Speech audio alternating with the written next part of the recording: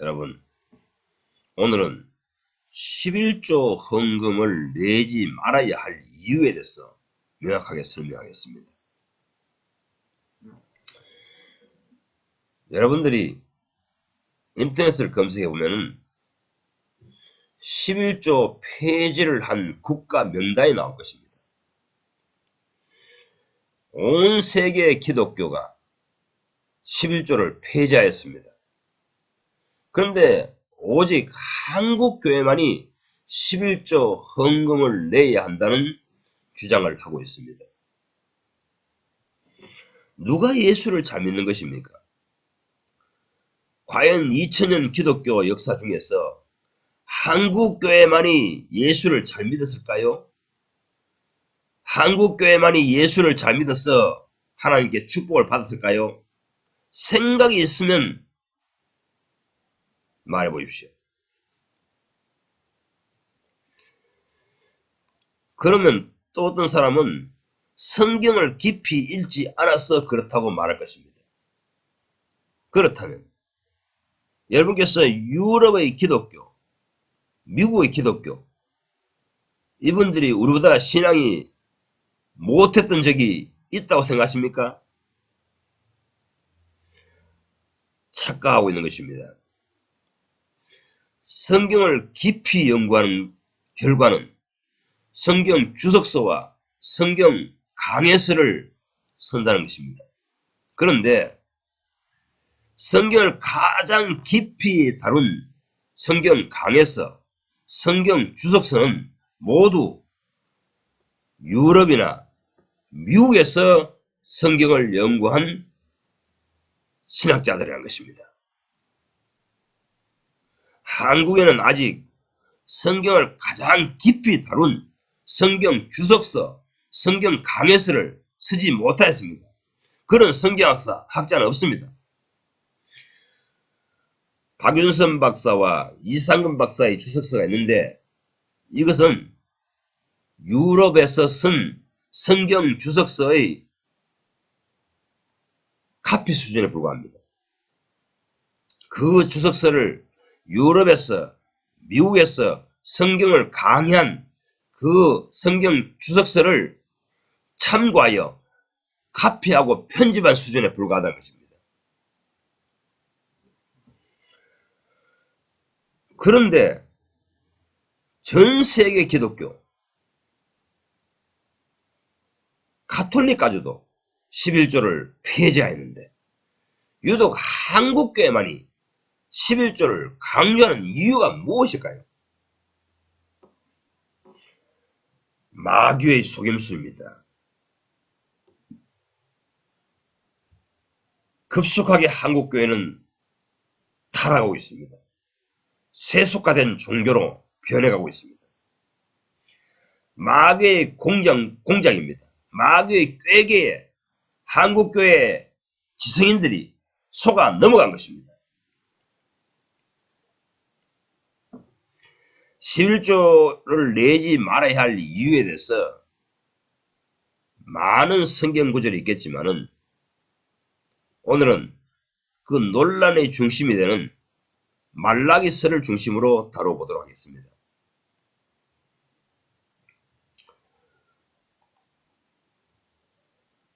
말라기서 1장 1절은 이스라엘 민족에게 명령하시는 하나님이라고 합니다. 또 1장 6절은 특히 이스라엘 민족 가운데 제사장들에게 하시는 말씀이라고 합니다. 내 이름을 멸시하는 제사장들아, 만군의 여호와가 너에게 이르기를 합니다. 여기서 분명히 해야 할 사실은 말라기서는 이스라엘 민족 가운데 제사장들을 향해 책망하시는 하나님의 말씀을 기록한 책이라는 것입니다. 일반 평민이 아닙니다. 구약 공동체의 지도자급들, 제사장들을 향해 책망하시는 하나님의 메시지라는 것입니다. 말라기서를 정확하게 해독해야 됩니다. 구약 공동체의 지도자급인 제사장들을 향한 하나님의 책망이라는 사실을 염두에 두고 읽어야 합니다. 신약 시대 공동체의 신앙인들을 향한 하나님의 책망이 아닙니다. 구약 공동체의 지도자급인 제사장들을 향한 하나님의 책망이라는 사실을 염두에 두고 읽어야 한다는 것입니다. 그런데 오늘날 목사들은 이 명령을 신약 시대의 평신도급들에게 적용해버립니다. 이렇게 해야, 이렇게 신앙생활을 해야 하나님께 축복받는다고 강조하는 것입니다. 그런데 이 말라기서를 읽어보면은 그것은 구약시대 제사장들은 이렇게 살아라고 하나님이 책망하시는 내용이라는 것입니다.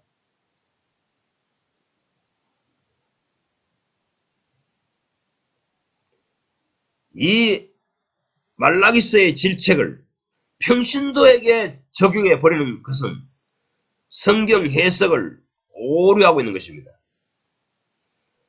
다시 말하면 구약 성경을 인용하여 평신도들에게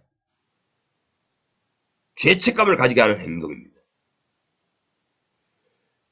하나님께서 이스라엘 나라 구약 제사장들에게 너희들이 이렇게 신앙생활 잘못하고 있다.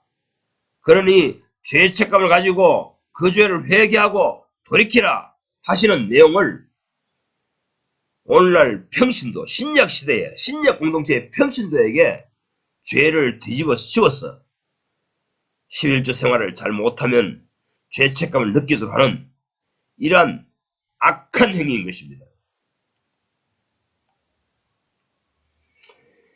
예배 대상인 하나님께 대한 제사장들이 해야 할 책무를, 제사장들이 해야 할 책무를, 의무를 그 당사자인 제사장들을 싹 빼버리고, 속 빼버리고 신약시대 때 평신도에게 전가돼 시켜버리는 술책입니다. 술수입니다.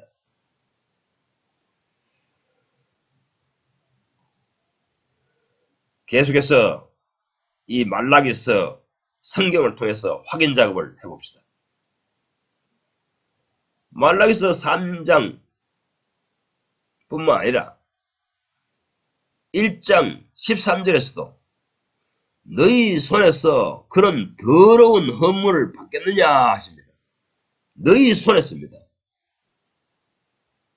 2장 1절에 보면 너희 제사장들아 이제 너희에게 이 명령을 하노라 합니다. 너희 제사장들아 이제 너희에게 이 명령을 하노라 합니다. 이 말라기서의 수신자는 누구입니까? 하나님께서 누구에게 명령하신 겁니까? 여기서 너희는 누굽니까? 너희 제사장들아 이제 너희에게 이 명령을 하노라 하십니다. 성경을 읽고 있는 사람들이요, 이 명령이 제사장들을 향한 하나님의 명령이 맞습니까? 틀렸습니까? 너희 제사장들아 이제 너희에게 명령을 하시라 하노라 하시는데도 이 시대의 목사들은 부인할 겁니다. 부조할 것입니다. 2장 2절 너희가 만일 내 말을 듣지 아니하면 너희 마음에 두지 아니하면 내가 너희에게 저주하리라 합니다.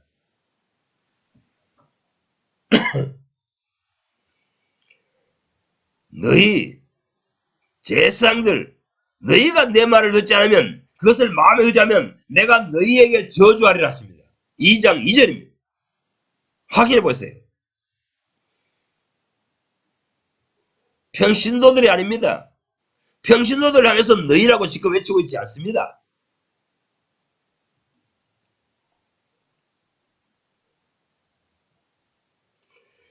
말라기서 1장, 2장 모두에서 서술하듯이 그 시대 제사장들이 하나님께 드리는 헌물이 잘못되어 있다는 것입니다.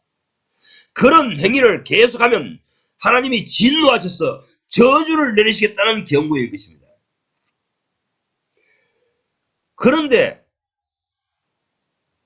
그 원칙을 평신도들에게 적용하여 평신도들에게 그 죄를 회개하라, 11조 드리지 아니한 죄를 회개하라고 오늘날 목사들은 질책하고 있는 것입니다. 말라기서 2장 2절 너희가 만일 내 말을 듣지 아니하면입니다. 그러니 아무리 따져보아도 아무리 살펴보아도 말라기서는 이스라엘 민족 중에 제사장들을 향한 하나님의 경고입니다. 우리나라 속담에 개 눈에는 똥밖에 안 보인다는 말이 있습니다. 이처럼 성경을 읽으면서도 뭘 주목하느냐가 중요합니다. 이 시대 기독교인들은 말라기를 읽으면서 오로지 물질 축복을 받는 원리를 발견하겠다는 마음밖에 없기 때문에 말라기서를 읽을 때에 11조를 드리면 물질 축복을 받는다 하는 원리를 발견했다고 자랑합니다. 하지만 사실 말라기서는 물질 축복을 받게 하는 원리를 증가하기 위한 하나님의 메시지가 아닙니다. 구약 시대에 이스라엘 공동체 중에 타락한 성직자들을 향한 하나님의 경고의 말씀이며 저주의 말씀입니다.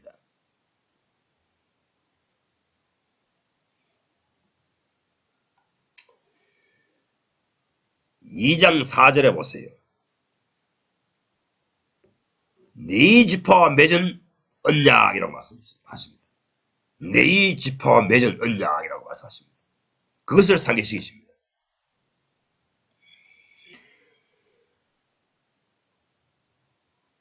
성경은 신약 성경은 신약 성도와 맺은 언약입니다. 구약 성경은 특히 출애굽기부터 말라기까지는 이스라엘 민족과 맺은 언약입니다. 구약 공동체와 맺은 언약입니다. 그 중에서 두 가지 나타나는데 이스라엘 민족 전체와 맺은 언약이 있고 네 지파와 맺은 언약, 약속이 있다는 것입니다. 쉽게 말하면 네 지파는 구약 시대의 제사장, 그 제사장을 충실히 하면은 하나님께서 먹을 것을 공급하겠다는 것입니다. 이스라엘 백성들, 평민들에게 헌금을 거두어서 너희들을 먹여 살리겠다는 것입니다. 이것이 네 지파와 맺은 언약입니다. 구약시대엔 이스라엘 민족 전체와 맺은 언약이 있고 제사를 직접 드리는 네 지파와 맺은 언약이 있다는 것입니다. 네 지파는 성전에서 제물을 드리는 일을 합니다. 소, 양, 염소, 비둘기 등을 잡는 일을 합니다. 요즘 말하면 백정입니다. 짐승을 잡아 피는 피대로 빼고 살코기는 각을 뜹니다. 그래서 하나님께 번제를 드립니다. 속죄제를 드립니다. 화목제를 드립니다. 이러한 일을 이스라엘 민족들은 몇천 년 동안 주구장창하였기 때문에 예루살렘 성전 앞에는 늘 피가 한강물처럼 흘러내립니다. 이스라엘 민족들이 자기 죄가 범하고 그 죄에 대한 것이 생각날 때마다 하나님께 죄속함을 받기 위하여 제물을 들고 옵니다. 그리고 와서 제사장님, 이 제물을 잡아 나를 위하여, 속죄를 위하여 제사를 드려주십시오. 이렇게 부탁합니다. 이것을 모세를 통해서 이렇게 죄사함을 받으라고 하나님께서 명령하셨습니다. 그렇기 때문에 이 속죄 제사를 드리는 일에, 번제 제사를 드리는 일에, 화목제를 드리는 일에 이스라엘 민족의 제사장들은 할 일이 너무도 많습니다. 계속해서 제물을 잡아야 되기 때문이십니다. 그러니 그들을 먹고 살 방편을 하나님께서 마련하셔야 됩니다. 그래서 구약 공동체 시민에게 너희들은 11조를 거두어서 이 네 지파를 먹여 살려라, 이렇게 명령하신 것입니다. 그런데 신약시대는 이 제사하는 방식이 끝났습니다. 성전 제사가 끝났다는 것입니다. 짐승을 잡아 드리는 제사가 끝났다는 것입니다. 이 사실을 히브리서는 우리에게 명확하게 알려줍니다. 이스라엘 민족이 구약시대에 날마다 드리는 그 제사와 제물이 이제는 끝났다고 알려줍니다. 히브리서 7장 12절 제사 직분이 바뀌어졌은즉 율법도 바꾸어지리니 합니다. 제사 직분이 바꾸어졌다는 것입니다. 변혁되는 것입니다. 개혁됐다는 것입니다. 개정됐다는 것입니다. 구약 시대의 제사와 제물과 제사 드리는 직분이 예수 그리스도로 바뀌었습니다. 제물도 예수요, 제사도 예수가 되셨으며 제사 드리는 직분도 예수 그리스도로 바뀌었습니다. 이제 신약 시대 신앙인은 하나님께 섬기는 신앙하는 방식이 바뀌었다는 것입니다. 예배 방식도 바뀌었다는 것입니다. 예배의 중점이 되는 것도 바뀌었다는 것입니다. 예수님이 속죄 제물이 되었으며 동시에 예수님 자신이 대제사장이 되었다고 신약 성경은 우리에게 알려줍니다. 히브리서 7장 20절 또 예수께서 제사장이 되셨다고 합니다. 이제 네이지파 제사장 직분은 끝난 것입니다. 신약 교회 안에서, 신약 신앙 안에서는 그들의 할 일이 없었습니다. 오직 구약 시대 제사 방식, 예배 방식, 그것을 고집하는 사람들에게만, 이스라엘 민족에게만 제사장이 필요한 것이지, 네이지파 제사장이 필요한 것이지, 우리 신약 시대 신앙인에게는 그런 제사 드리는 방식, 그런 헌물, 그런 제사장이 필요 없었다는 것입니다. 하나님께서는 그런 제사, 그런 예배를 이제 받지 않겠다는 것입니다. 새 시대가 열린 것입니다. 요한복음 4장에서 주님께서 이미 새로운 제사가 열렸다고 선언하셨습니다. 이 산에서도 말고 예루살렘에서도 말고 그런 예배는 끝났다. 새로운 예배 시대가 열렸다. 이렇게 예수께서 선언하신 것입니다. 또 히브리서 7장 24절에 예수께서 영원히 제사장으로 계시기에 이제 제사장 직분, 그 제사장 직분도 영원토록 갈리지 않는다고 합니다.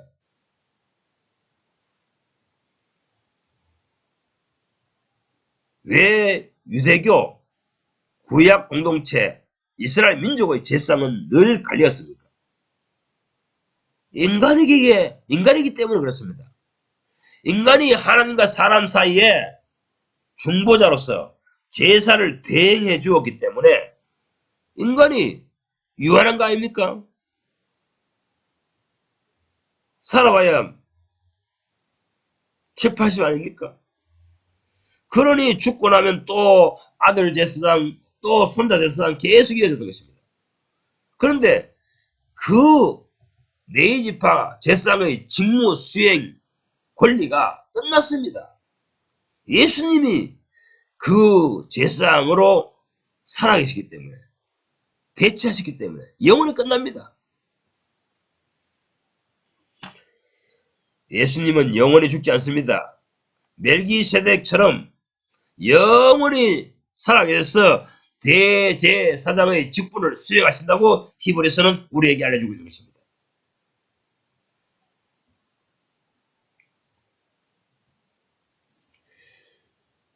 그러므로 이제 그런 제사는 폐지된 것입니다.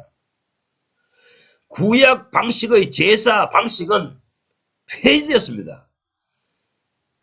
이 제사라 하는 말을 우리는 신약 시대 용어로서 예배라고 합니다. 혼용해서 사용하고 있습니다. 따라서 제사가 폐지되었으므로 제물도 변경되었으며 제사의 할 일도 변경되었습니다. 이제 구약 시대 신앙인들처럼 동물을 잡아서 피 흘려 제사를 드리는 시대는 끝난 것입니다. 그거는 유대인들만 합니다. 아직도 메시아 예수를 믿지 않는 사람들, 유대인들만이 그런 제사를 합니다.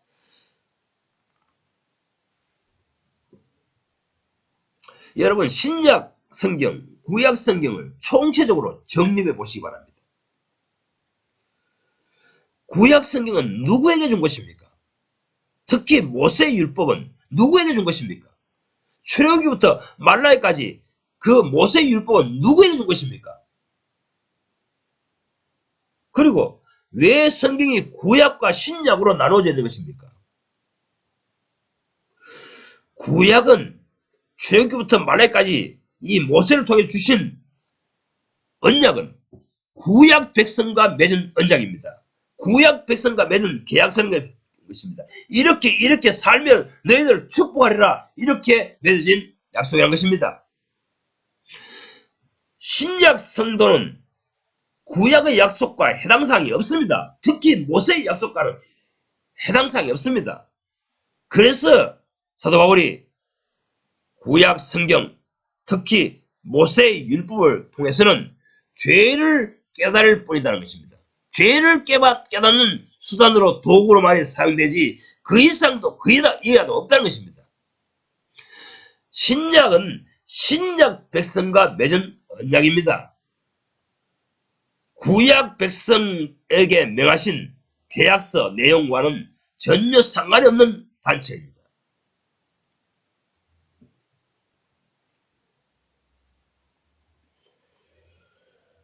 구약 성경, 특히 모세의 율법 가운데 나와 있는 이 말라기서 10장의 11조 원칙은 이스라엘 민족들 전체, 특히 그 제사장들조차도 그것을 잘 지키지 못하였으므로, 온전히 11조 생활을 하지 못하였으므로 하나님께서 그들에게 저주를 내렸습니다.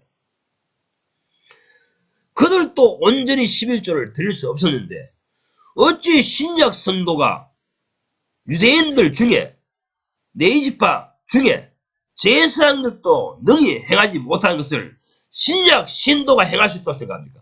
착각에 빠지지 말라는 것입니다. 온전한 11조를 드릴 수 없다는 것입니다. 그런데 그걸 신약 성도에게 적용시켜서 신약 성도들에게 요구하는 것들, 11조 강조하는 것들, 이것은 성경을 잘못 해석하고 인용하여 신약 성도들에게 죄책감을 증가시키는 행동인 것입니다. 여러분, 다시 한번 여러분의 어두워진 영적 안목을 밝혀주기를 원합니다. 신약교회라는 것은 신약 공동체라고 합니다. 그런데 이 신약교회의 출현이 언제부터 시작되었습니까? 사도행전부터입니다.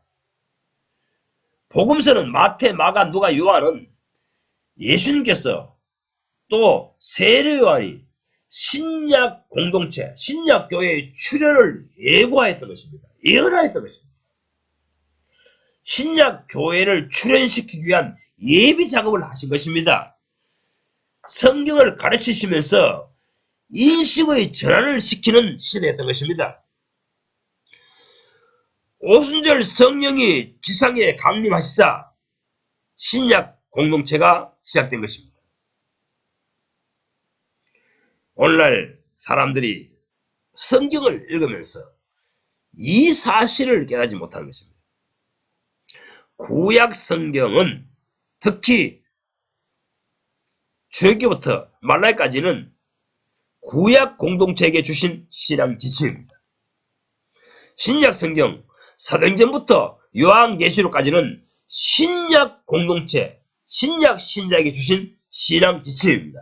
이렇게 믿고 이렇게 섬기라는 것입니다. 복음서는 과도기입니다. 구약을 거쳐 신약에 진입하는 과정 중에서 신약 성도들에게, 신약 신자들에게 인식을 바꾸기 위한 예수 그리스도의 말씀 작업입니다. 자, 말라기서 1장, 2장은 자세히 읽어보면 모두 네이지파 제사장들에게 하나님이 명령하시는 말씀들이라는 것을 확인할 수 있을 것입니다. 그리고 이제 3장이 왔습니다. 3장 1절을 보세요. 보라, 내가 내 사자를 보내리니 임하시리라, 언약의 사자가 임하시리라 합니다. 무엇을 예고하고 있습니까? 세례 요한이 오리라 한 약속입니다. 더 나아가 예수 그리스도의 성육신 사역을 예고하고 있는 것입니다. 곧 오겠다는 것입니다. 하나님으로부터 특사가 온다는 것입니다. 보낸다는 것입니다. 임하신다는 것입니다.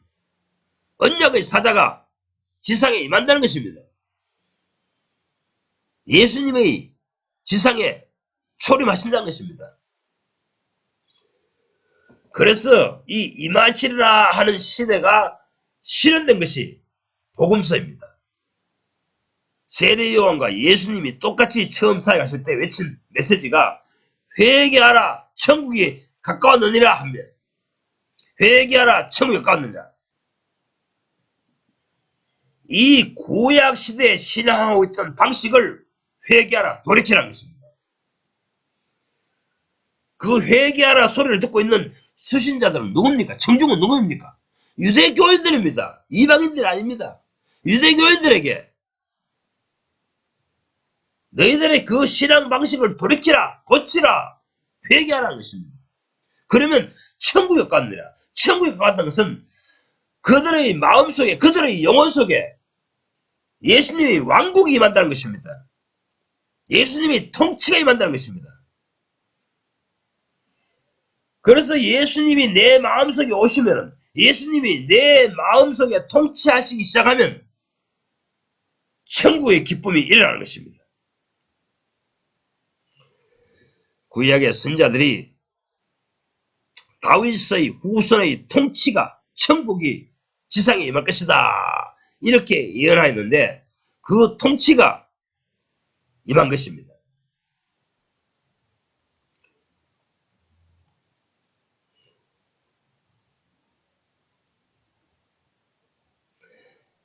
말라기서 3장 8절 9절 10절 11조 또 헌물 이 관한 이야기는 요점이 무엇입니까? 9절에 너희가 나의 것을 도역질하였다 합니다. 여기서 너희가 누굽니까? 구약시대 제사장들입니다. 유대교의 제사장들에게 너희라고 지금 말씀하고 계시는 겁니다. 너희들이 그 11조 생활을 고쳐라 이겁니다. 그 3장 읽어보세요. 제사장들이 결혼해가지고 이혼하는 문제, 제사장들이 온전한 11조를 드리지 못하는 문제, 이것을 다루고 있습니다. 너희들이 바른 신앙생활로 고치라는 것입니다. 신약 성도가 아닙니다. 신약 성도는 예수님 이후에 11조도 드리지 않았고 성전 제사도 하지 않았고 제사장도 섬기지 않았습니다. 그런데 무슨 온전한 11조 생활을 하라고 신약 성도에게 강조했다고 오늘날 이 시대 목사들이 성경을 왜곡해서 설파하고 있는 것입니다.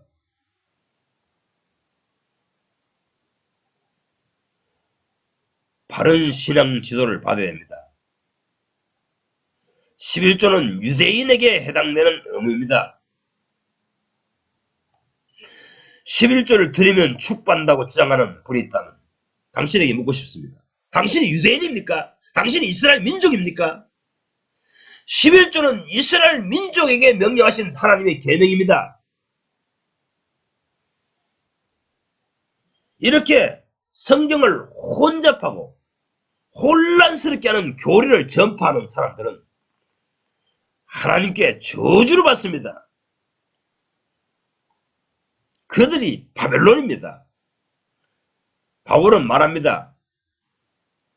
고린도후서에서 말합니다. 나는 허다한 이 시대의 유대교 성경 해설자처럼 성경을 혼잡하게 하여 너희들에게 증거하지 않았다.